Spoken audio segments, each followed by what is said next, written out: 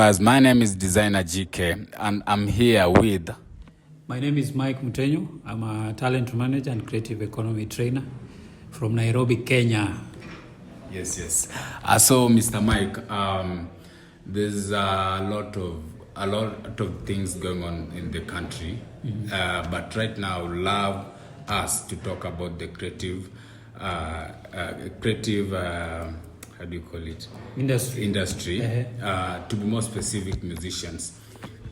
These are questions that you get to be asked a lot.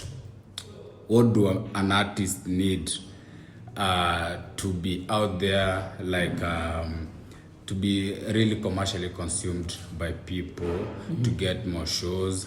And the second question is really trending on social media. Should it be a thing for an artist to be called a big or a huge artist? That makes two questions. Okay. Yes. So the first question that you asked is very wide. Yes. Wide in the sense that what an artist needs to do, it's a lot of work, and it's work that is always ongoing. It's not a one-day job. That's why I usually say, if you are starting out and let's say someone is funding your music career, and they are giving you an ultimatum that I'm only removing this money for 100,000. If your music doesn't work, that's it. Tell that person not to give you that money. Yes. From the first, because for you to be successful, it's a combination of so many things, and I usually relate a music career to politics in this way. You have something within you that you have to convince people to give you attention and be associated with you. And it takes a combination of you packaging it well, marketing it, and then after you've done marketing, you need to monetize it. You need to find ways of how it can make sense to you financially. So we have artists who they only reached to the level of, after marketing, they're famous, they think it's automatic. This thing will make financial sense. And then when it doesn't, they get disillusioned and they stop. So there is that bit of the recording bit. You have to record music. Yes. You have to market music. You have to create a team around you. You have to monetize music. So all those things, there are a lot of activities that fall under it that unless you are very specific with what you really want as an artist. Now, that information is usually available according to what you really want. If you're interested in knowing, I'm new, I need to start out, we will start with the basics of branding. We'll need to talk about how you can brand yourself. Under that, what falls under there, how do you call yourself? How do you want to dress? How do you want to be perceived as in your persona in the industry? So that you can create an audience from there. Because without an audience, you can't monetize your brand. So you have to create an audience. Tukishatoka from the branding aspect, you will go to how do you create a team of a manager. And on that still, let me just put it in a Kiswahili way.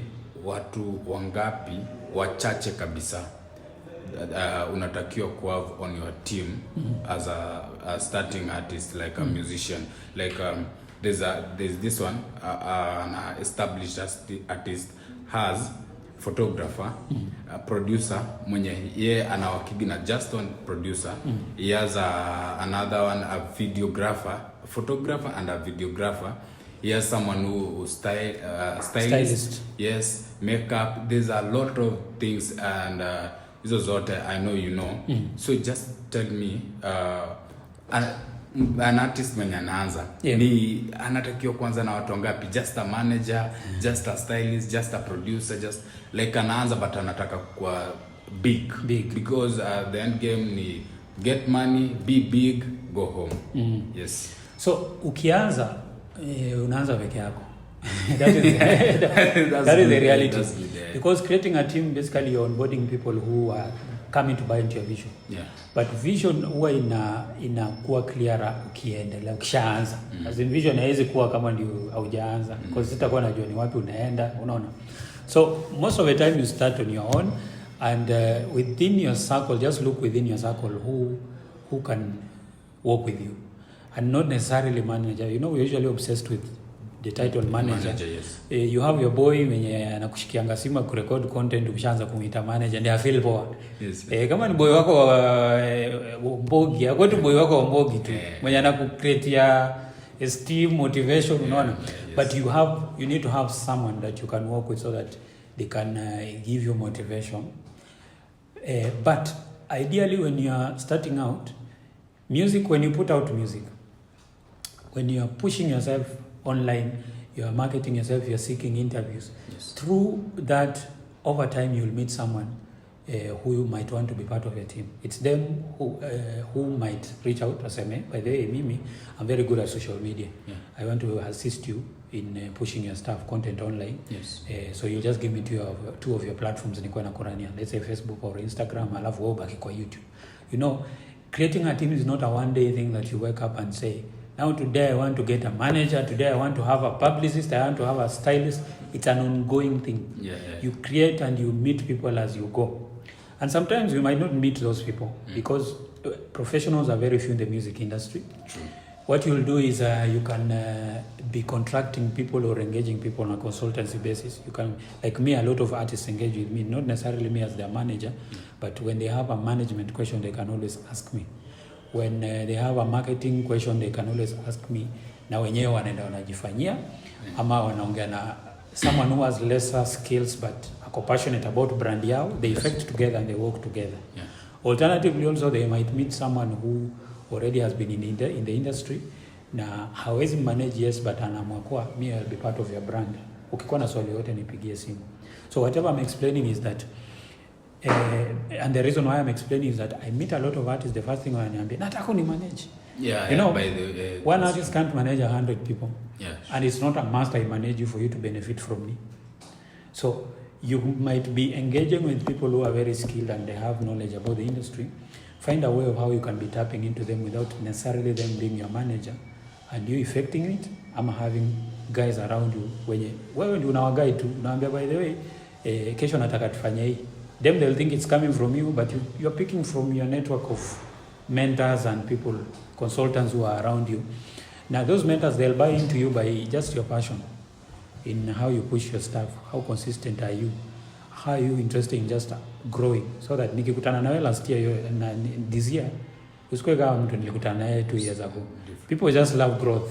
Human beings, we are like that.